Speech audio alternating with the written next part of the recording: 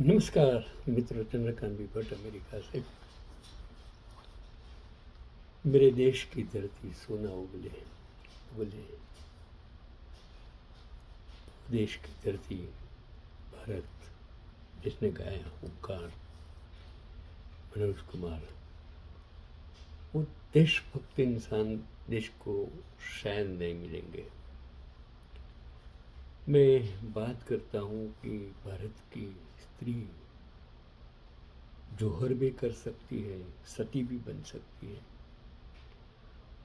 झांसी की रानी बन सकती है, रानी लक्ष्मीबाई, रजिया सुल्तान भी बन सकती है, और वो औरत जिसने शिक्षा के लिए काम किया, कितनी सारी औरतें।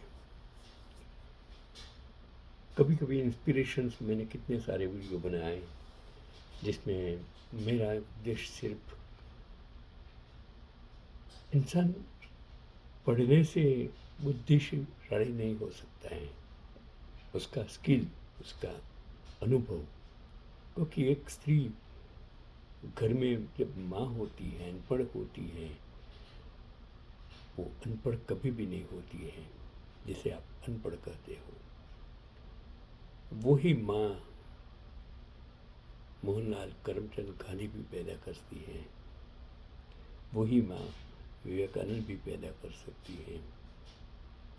लेकिन कभी कभी कोई कपूत भी पैदा हो जाता है, उसके लिए उसकी माँ जिम्मेदार नहीं होती है। इसे हम हिटलर कहते हैं। आज समाज में, देश में, सत्ता में ऐसे लोग बैठ गए हैं जिसे हम न तो हिटलर कह सकते हैं, न तो कसाब कह सकते हैं, लेकिन वो लोग आज देश में जहर फैला रहे हैं धर्म के नाम। तब मैंने एक औरत का जो मैंने आर्टिकल्स पढ़ा कि भारत में जब भी सबसे सफल और प्रभावशाली महिलाओं की बात होती है तो एक नाम तेजी से सामने आता है, और वो नाम है सावित्री जिंदाल। आज वह भारत की सबसे अमीर महिलाओं में गिनी जाती है, लेकिन उनकी सफलता की कहानी किसी फिल्मी स्क्रिप्ट से कम नहीं है। खास बात यह है कि अक्सर कहा जाता है कि उन्होंने पारंपरिक कॉलेज शिक्षा पूरी नहीं की, फिर भी उन्होंने अपने नेतृत्व और अनुभव से बिजनेस की दुनिया में ऐसी पहचान बनाई जिसे पूरा देश आज भी जानता है। जिंदाल इंडस्ट्रीज। सावित्री जिंदाल का जन्म एक साधारण परिवार में हुआ था। उनका शुरुआती जीवन किसी बड़े उद्योगपति परिवार जैसा नहीं था। उन्होंने अपने जीवन की शुरुआत सामान्य परिस्थितियों से की। बाद में उनकी शादी उद्योगपति ओम प्रकाश जिंदाल से हुई, जिन्होंने जिंदल समूह की नींव रखी थी।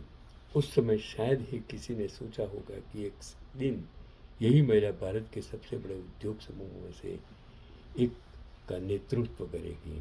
और शादी के बाद सावित्री जिंदाल का जीवन परिवार और घरेलू जिम्मेदारियों के बीच बीत रहा था। वह मीडिया की चमक दमक से दूर रहती थी, जो आज कितने सारे उद्योगपति नाम ले दूंगा, वो जाने दो।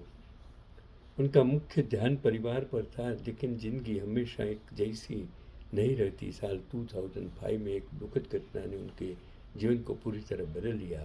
उनके पति ओम प्रकाश जिंदल की हेलीकॉप्टर दुर्घटना में मृत्यु हो गई। यह उनके परिवार और पूरे जिंदल समूह के लिए बहुत बड़ा झटका था। अचानक कंपनी के सामने नेतृत्व का सवाल खड़ा हो गया। ऐसे समय में सावित्री जिंदल ने आगे बढ़कर जिम्मेदारी संभाली। यह आसान फैसला नहीं था। एक तरफ परिवार का दुख था और दूसरी तरफ हजारों कर्मचारियों और विशाल बिजनेस साम्राज्य की जिम्मेदारी थी।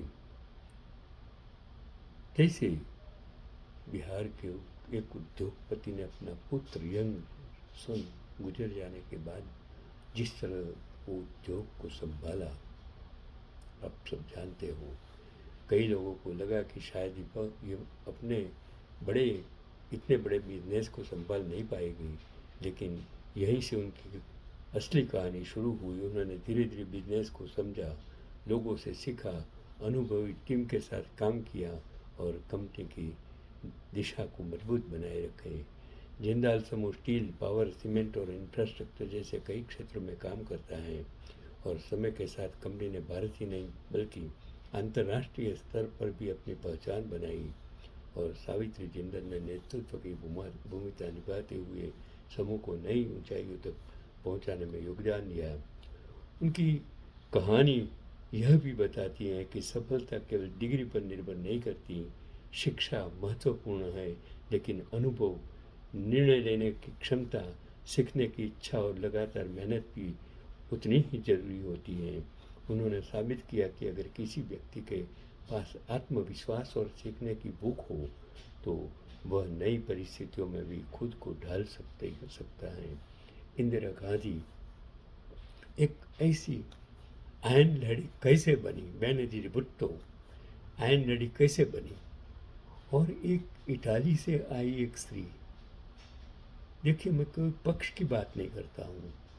वो औरत जिसने भारतीय संस्कृति को स्वीकार कर लिया और एक यंग जवान अवस्था में, जिसके पहले उसकी सासू गोलियों से छिन्न भिन्न हो जाती है और बाद में उसका पति, जिसका किस तरह मृत्यु हुआ, उसको संभाल लेती है, अपने 2 बच्चों को संभाल लेती है और बाद में ज़रूरत पड़ी तो उसने अपने बिखरे हुए पक्ष को भी इस तरह संभाला और बाद में सत्ता जाने के बाद भी जिस तरह आज अड़िखम बच्चों के लिए, समाज के लिए, देश के लिए खड़ी है, मैं उसको सलाम करता हूँ।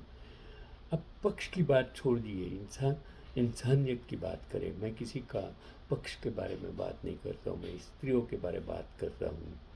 जो स्त्री सुधा नारायणमूर्ति, किस तरह ये स्त्री किस तरह सेवा करती है, लोगों की सेवा, लोगों के बीच छाकर किस तरह रहती है, मैं उसको सच सलाम करता हूँ।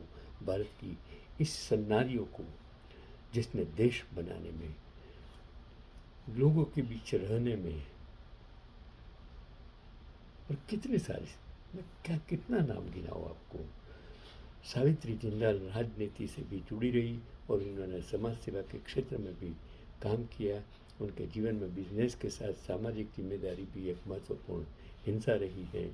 आज जब लोग उनकी संपत्ति और सफलता देखते हैं तो अक्सर केवल परिणाम दिखाई देता है, लेकिन जिसके पीछे संघर्ष, जिम्मेदारी और कठिन फैसले और वर्षों की मेहनत छिपी हुई है। सफलता रातों रात नहीं बनती, उसके पीछे लंबे समय तक लगातार काम करना पड़ता है और उनकी कहानी युवाओं के लिए एक महत्वपूर्ण संदेश देती है। न तो युवाओं, लेकिन दुनिया भर की हर स्त्री के लिए एक संदेश देती है। मदर टेरेसा क्या करके गई, आज दुनिया याद करती है। अगर आपके पास कॉलेज की डिग्री हो तो वह एक ताकत है, लेकिन अगर परिस्थितियां अलग रही हो तब भी सीखना बंद नहीं होना चाहिए। दुनिया की कई बड़ी सफलताओं के पीछे किताबों के साथ साथ जीवन का अनुभव भी रहा है और सावित्री जिंदल की यात्रा एक साधारण महिला से देश की सबसे बड़ी प्रभावशाली बिजनेस हस्तियों में शामिल होने तक की यात्रा है। यह कहानी सिर्फ पैसे की नहीं बल्कि जिम्मेदारी, धैर्य और नेतृत्व की भी है कि एक परिस्थिति में, खराब संजोगों में भी आप जब उठकर बैठ जाते हो तब देखना है कि कभी कभी हिम्मत मत हारिए। परिस्थिति का सामना अगर आप करना सीख जाएंगे, पढ़ाई एक और चीज़ है, डिग्री एक और चीज़ है, स्किल एक और चीज़ है, अनुभव एक और चीज़ है। आप सबका मिश्रण करके अगर आप मात्र मात्र मात्र नसीब के जोर पर जीना चाहेंगे तो जिंदगी आसान नहीं होगी। अगर पुरुषार्थ और नसीब दोनों सिक्के के बीच आप होंगे तो जिंदगी बहुत बहुत सफल होगी। 82 साल मैंने यही सीखा, ईमानदारी, मेहनत, मानसई, ये सबसे बड़ी ताकत है। और अगर आपके पास स्किल है तो दुनिया की कोई ताकत आपको कुछ भी नहीं कर सकती है। यही आज का पैगाम। डरो मत। आज पूरा देश डर रहा है, भारत की हर प्रजा डरपोक हो गई है, कायर हो गई है, क्योंकि आपको कायर बनाया गया है, आपको डराया गया है, आपको हिंदुओं के नाम, मुसलमानों के नाम इतना डरा दिया है कि आप सोचते हैं कि एक ही इंसान आपको बचा सकता है। वो आपकी गलत सोच है, और गलत सोच का परिणाम ये है कि लोकशाही आप नहीं बचा पाएंगे। आपको ज़रूरत है महंगाई, बेरोजगारी के सामने लड़ने की, अच्छी सस्ती शिक्षा और स्वास्थ्य व्यवस्था को बनाने की है।